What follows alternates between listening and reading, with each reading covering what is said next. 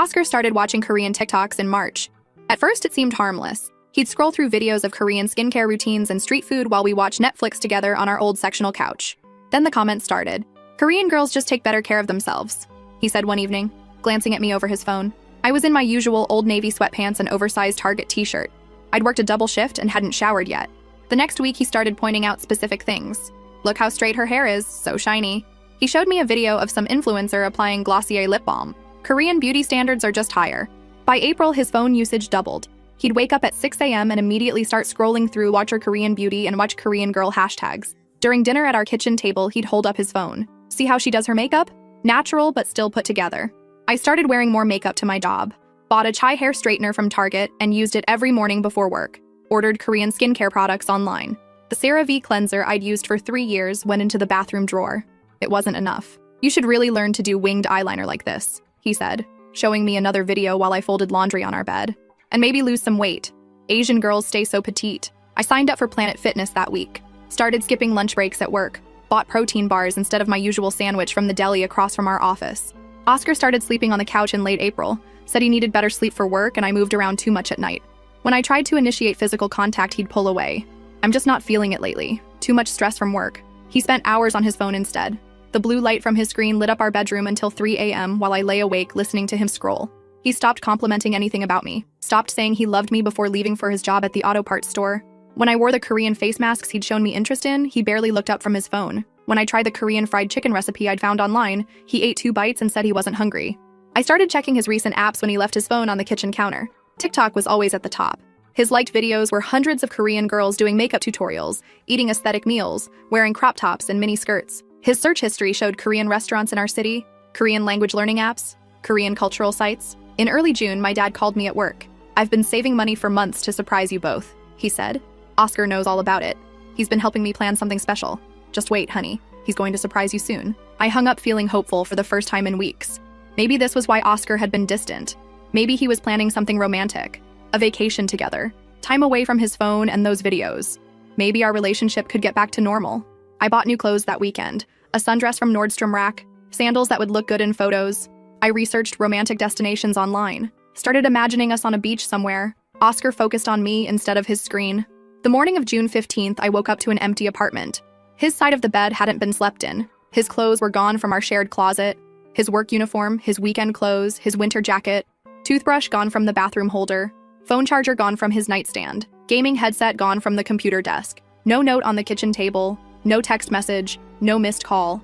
I called him 18 times between 7 a.m. and noon. Every call went straight to voicemail. His voicemail box was full. I drove to his workplace. His manager said he'd called in sick. I went to his friend Jerry's house. Jerry said he hadn't seen Oscar in 2 weeks. I contacted his brother in Phoenix, his mom in Tampa, his coworkers from previous jobs, his college roommate. Nobody had heard from him. I filed a missing person report on June 16th. The police officer said adults have the right to leave. Asked if there were signs of depression or financial problems. Jerry finally called me on June 18th. "I didn't want to get involved," he said, "but I need to show you something Oscar sent me." He forwarded me a WhatsApp photo. Oscar standing at the airport gate, grinning, holding up his boarding pass. The text on the ticket was clear. American Airlines Flight 271 to Incheon International Airport, Seoul. Departure June 15th, 5:30 a.m. One way. When I called my dad to tell him Oscar was gone, he broke down crying. "I gave him $15,000, he said. "My retirement savings," he said. "It was for your surprise trip together."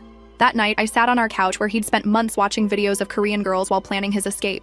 I looked at the Korean skincare products on my bathroom counter, the eyeliner I'd practiced applying every morning, the gym membership card in my wallet, the sundress I'd bought for our imaginary romantic getaway. 12,000 miles away, Oscar was living his Korean fantasy with my father's retirement money. He thought he could just disappear from his life, from our shared apartment, from the promises he'd made. He thought he could leave me sitting here with his empty side of the closet and my dad's broken heart. First update. The next 3 days were absolute chaos, and I'm still trying to process everything that went down.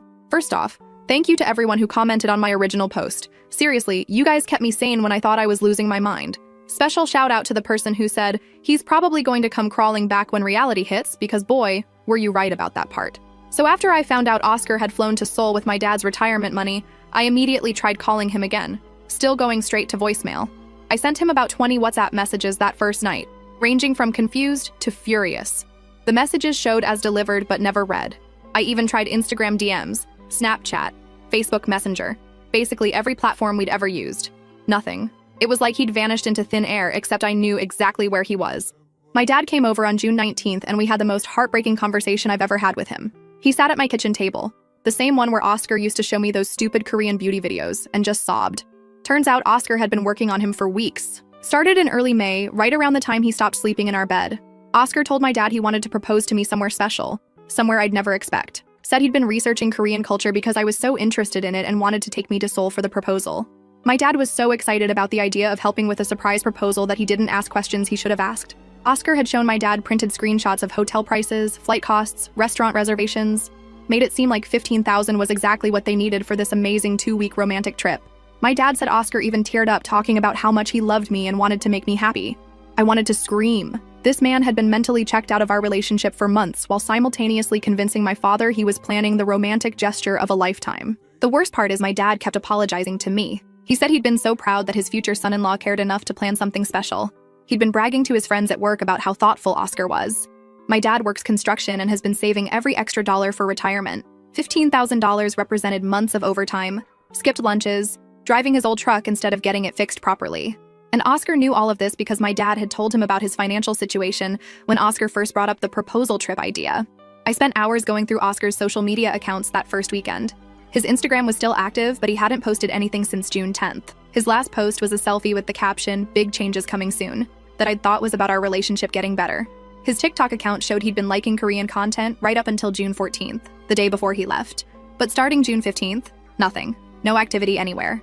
What really pissed me off was looking through his old comments on those Korean beauty TikToks. I'd never thought to check before because I trusted him, but I went deep into his reposts. This man had been commenting on videos for months, not just liking them, actively commenting. Things like "so beautiful" and "perfect skin," and asking questions about Korean skincare routines. One comment from May made me want to throw my phone across the room. He'd written, "My girlfriend should learn from you," on some influencer's morning routine video. But then I found something that made everything click into place. On June 12th, Oscar had commented on a video from some account called A Kim Ji-sung Beauty, saying, "Can't wait to meet you soon." The account had replied, "See you in Seoul Oppa," with heart emojis. I clicked on the profile and it was exactly what you'd expect. Perfect Korean girl, flawless skin, designer clothes, aesthetic coffee shop photos, the kind of account that Oscar had been obsessing over for months, except something felt off about it. All the photos looked almost too perfect, like they were edited within an inch of their lives. I screenshot everything before the account could disappear or block me. Then I did what any sane person would do. I sent Oscar a WhatsApp message with all the screenshots attached. I told him I knew about a Kim Ji-sung Beauty, and I knew he'd gone to Seoul to meet her, not for any surprise proposal. I told him he'd stolen my father's retirement money for his Korean fantasy girl, and that he was the most pathetic excuse for a human being I'd ever met. I said I hoped she was worth destroying 2 families for. The message delivered, but still wasn't read. Meanwhile, my dad was calling the bank to see if there was any way to reverse the wire transfer he'd sent to Oscar's account. The bank said since my dad had authorized the transfer willingly, there wasn't much they could do. They suggested filing a police report for fraud, but my dad didn't want to press charges immediately because he still hoped Oscar would return the money voluntarily. My dad is too good for this world. By June 22nd, I was getting calls from Oscar's mom asking if I knew where he was. His family had no idea he'd left the country. His mom said he'd told them he was taking some personal time to work on things, but hadn't mentioned traveling anywhere. When I told her he was in South Korea, she went silent for like 30 seconds. Then she asked if this was related to his Asian girl obsession that his brother had mentioned to her a few weeks earlier. Apparently, Oscar had been talking to his family about Korean culture and how much better Asian women are at taking care of themselves for months. His mom was mortified.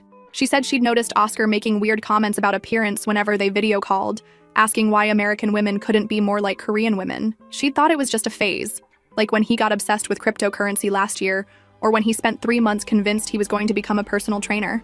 But this was different. This time, he'd actually acted on his obsession and hurt real people. The most infuriating part of all this is that I still hadn't heard directly from Oscar. Not one word. It had been a full week since he'd abandoned our shared life and stolen my father's money, and he hadn't even tried to explain himself. I kept checking the Kim Ji-sung Beauty account, but it had gone private after I found it. I tried creating a fake Instagram account to follow her, but she wasn't accepting new followers. Then yesterday, something interesting happened. Jerry called me around 8 p.m. and said he'd gotten a weird message from Oscar. Not a call, just a text message from an international number. All it said was, "Need to talk to you urgently, don't tell anyone yet." Jerry had responded asking what was wrong and where Oscar was, but got no reply. Jerry forwarded me the screenshot and asked if I thought something had happened to Oscar in Korea. Looking at that message, I could tell something had gone wrong for Oscar. The man who'd been so confident in his plan that he'd stolen $15,000 and disappeared without a word was suddenly reaching out urgently to his friend back home, but he still hadn't contacted me or my father. He was still being a coward about facing the people he'd actually hurt. I told Jerry to respond if Oscar texted again, but to make it clear that Oscar needed to call me and my dad immediately if he wanted any help with whatever situation he'd gotten himself into. I wasn't going to let him triangulate through his friends while avoiding accountability for what he'd done, because here's the thing. I have a feeling Oscar's Korean fantasy isn't going exactly how he planned it. And when reality comes crashing down on him, he's going to want to come running back to the life he abandoned. But I'm not the same person who used to straighten her hair every morning trying to live up to his Korean beauty standards. I'm done being his backup plan. Second update, I'm typing this at 2 a.m. because I literally cannot sleep after everything that happened today. So remember how Oscar had sent that cryptic urgent message to Jerry? Well, yesterday morning at 11 a.m., my phone started ringing with an international number. I almost didn't answer because I get spam calls all the time.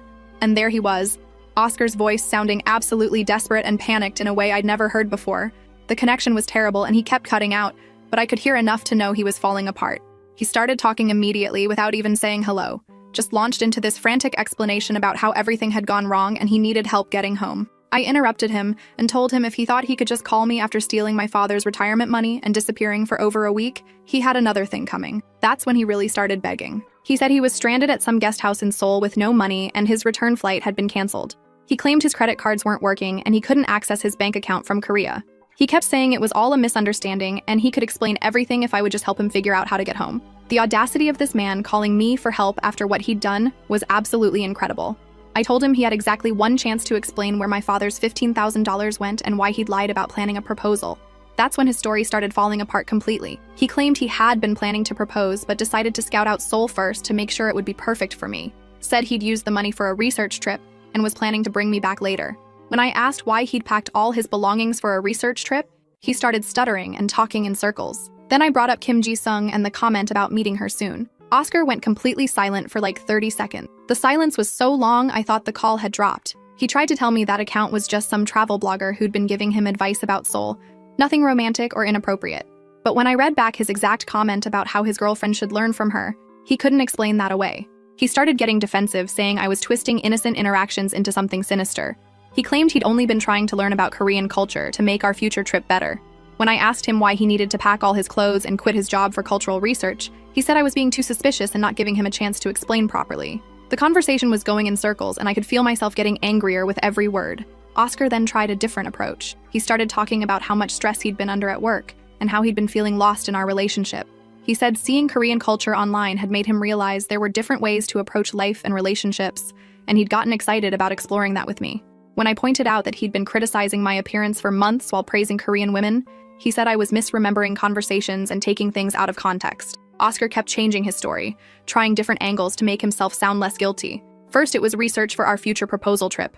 Then it was a spontaneous adventure to surprise me. Then it was work stress making him act irrational. Every time I cornered him with specific evidence, he'd pivot to a new explanation. He never once apologized for lying to my father or stealing the money. What really got me angry was when he started trying to turn it around on me. He said I'd been obsessed with Korean beauty standards, and he was just trying to understand what I found so appealing about that culture. Can you believe this manipulation? This man had spent months telling me I wasn't pretty enough or thin enough compared to Korean girls, and now he was acting like his obsession was somehow my fault. He said I'd been the one buying Korean skincare products and straightening my hair, like I'd done that for my own enjoyment instead of trying to meet his impossible standards. I reminded him about every specific comment he'd made. The time he told me Korean girls stay petite while looking at my stomach after I'd eaten dinner. The morning he showed me a TikTok of some influencer's skincare routine and asked why I couldn't put that much effort into my appearance. The night he said Asian women just naturally have better hair texture, while I was struggling with the cheese straightener I'd bought because of his comments. Each time I brought up a specific example, Oscar claimed I was exaggerating or that I'd misunderstood his meaning. I finally told him I was done listening to his lies and he needed to call my father immediately to arrange paying back the money. That's when Oscar completely lost it. He started yelling about how I didn't understand what he was going through and how complicated the situation had become. He said he was in trouble and needed support from his girlfriend, not accusations and demands. He actually had the nerve to say I was being unsympathetic during his crisis. I hung up on him, but Oscar wasn't done. He called back 6 more times that day.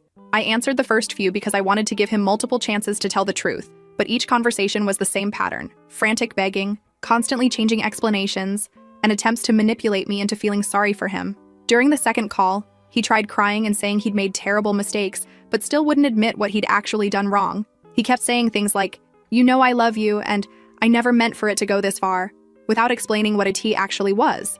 By the third call, Oscar was trying to negotiate. He said if I could just wire him enough money for a flight home, he'd pay my father back immediately once he got to his bank. When I asked him what had happened to the $15,000 he'd left with, he said it was complicated and he'd explain everything in person. He promised he'd never ask me for anything again if I could just help him this one time. I told him the only person he should be calling for help was my father, whose money he'd stolen. The fourth call was when Oscar started getting angry at me. He said I was being vindictive and refusing to help someone I claimed to love during a genuine emergency. He said if the situation were reversed, he would have already wired me money without asking so many questions. He tried to make me feel guilty for not immediately rushing to rescue him from whatever trouble he'd gotten himself into. When I pointed out that he'd created this situation by lying and stealing, he said I was being petty and holding grudges instead of focusing on solving the current problem. The worst part was how he kept insisting he loved me and had never meant to hurt anyone. He said his feelings for me hadn't changed and everything he'd done was supposed to benefit our relationship somehow. When I asked how lying to my father and stealing his money benefited our relationship, Oscar said I was being too emotional to understand his reasoning. He actually told me I needed to calm down and think logically about the situation. That's when my mom got involved. She'd been staying with me since Monday because she was worried about how I was handling everything. My mom had been friends with my dad since their divorce 10 years ago. They get along better now than when they were married. And she was furious about what Oscar had done to him. When she heard me on the phone getting more and more upset with each call from Oscar, she'd been pacing around my living room getting angrier by the minute. During Oscar's sixth call, when I was starting to cry from frustration, my mom had enough. She grabbed the phone right out of my hand and put it on speaker. I have never seen my mother this angry in my entire life. She told Oscar he was a pathetic excuse for a man who had stolen money from a hardworking father and broken his daughter's heart with his disgusting obsession with fantasy women online. She said if he called me one more time without having $15,000 to wire back to my father, she would personally fly to Seoul and drag him back by his ears. My mom is 5 feet tall and works as a kindergarten teacher, but she sounded absolutely terrifying. Oscar tried to interrupt her and say hello, but she shut him down immediately. She told him she'd heard every conversation he'd had with me that day, and she was disgusted by his attempts to manipulate me into feeling sorry for him. She said she'd watched her daughter lose weight and change her entire appearance trying to meet his standards, and now he had the audacity to call her for help after abandoning her for some online fantasy. Oscar tried to argue with my mom, saying she didn't understand the full situation, and I was painting him as worse than he really was. He said I was only telling her the bad parts of our relationship and leaving out all the good times we'd had together. My mom shut that down immediately. She told him she'd seen the Korean skincare products he'd pressured me to buy, heard about his comments comparing me to other women, and watched me skip meals trying to meet his impossible standards. She said any man who would make his girlfriend feel inadequate while planning to abandon her was beyond redemption. Then my mom started asking Oscar direct questions that he couldn't deflect. She wanted to know exactly how much money he'd spent and on what. She asked him why he'd quit his job if this was supposed to be a short research trip. She demanded to know why he'd packed winter clothes for a summer trip to Seoul. With each question, Oscar's answers became more obviously false and contradictory. When my mom asked him about Kim Ji-sung Beauty, Oscar tried to claim he'd never heard that name before. My mom told him she'd seen the screenshots I'd taken of his comments and liked videos. She asked him if he thought we were stupid enough to believe he'd forgotten about an account he'd been obsessing over for months. Oscar then admitted he'd talked to some Korean accounts online, but insisted it was purely educational and cultural exchange. The conversation between Oscar and my mom lasted 20 minutes, and I could hear him getting more desperate as she destroyed every excuse he tried to make. She asked him why he needed to meet Korean women in person if he was just interested in cultural education. She wanted to know why he'd lied to my father about planning a proposal instead of just saying he wanted to travel alone. She asked him how stealing someone's retirement savings was supposed to improve his relationship with their daughter. My mom also brought up things I hadn't even thought to mention. She asked Oscar why he'd stopped contributing to our shared household expenses in May while planning this expensive trip. She wanted to know why he'd been so secretive about his phone use if he was just learning about Korean culture. She pointed out that he'd been treating me like a roommate instead of a girlfriend for months while apparently planning our romantic future together. By the end of that call, Oscar was sobbing and admitting that things had gotten more complicated than he'd planned, but still insisting he could fix everything if we just gave him time. My mom told him he had 48 hours to wire the money back or we were involving the police. She said she didn't care what kind of trouble he'd gotten himself into in Korea. That was his problem to solve. She hung up and immediately called my dad to update him on the situation. My dad came over that evening, and the three of us sat in my living room having the most honest conversation we'd had in years. My mom made coffee, and we spread out all the evidence I'd collected. Screenshots of Oscar's comments, his liked videos, the messages between him and various Korean accounts.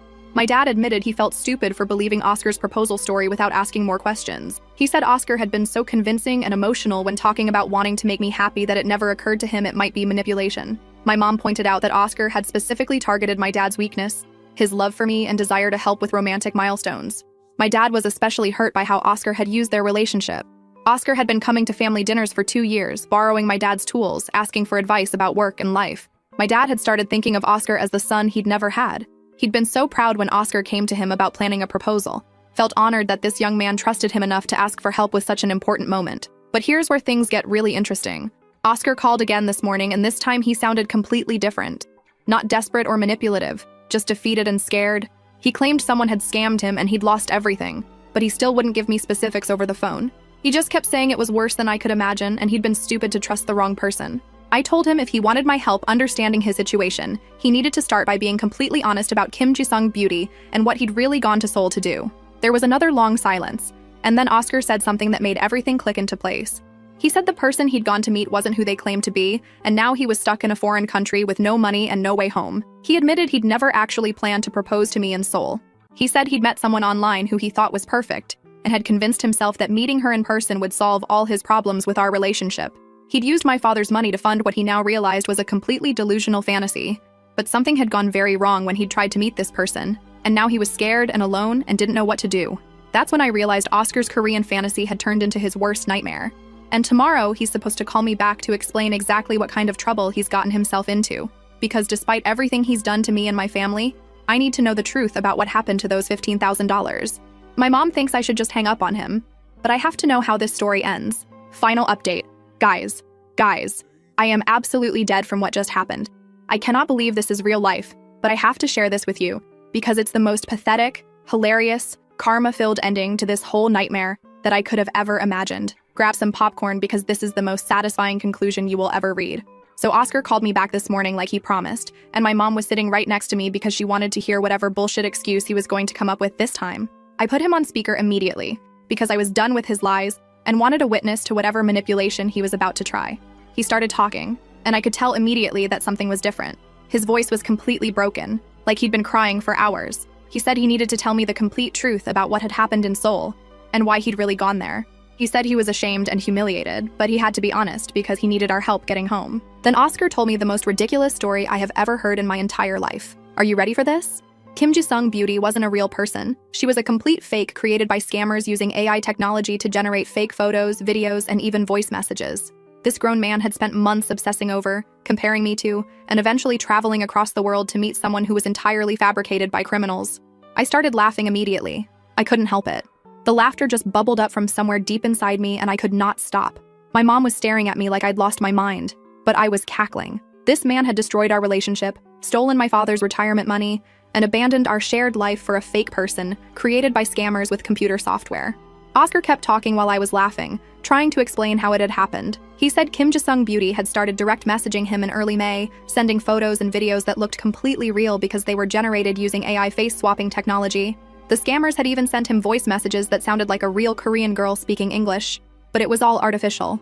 They'd had detailed conversations about Korean culture, with her complimenting his appearance and telling him he was handsome and interesting. She'd said she was looking for an American boyfriend and thought he was perfect. They'd been talking every day for weeks.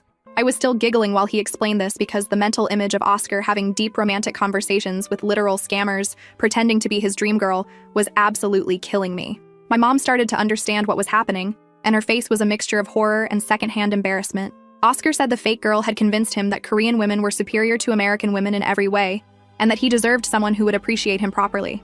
The criminals had suggested he come to Seoul to meet her.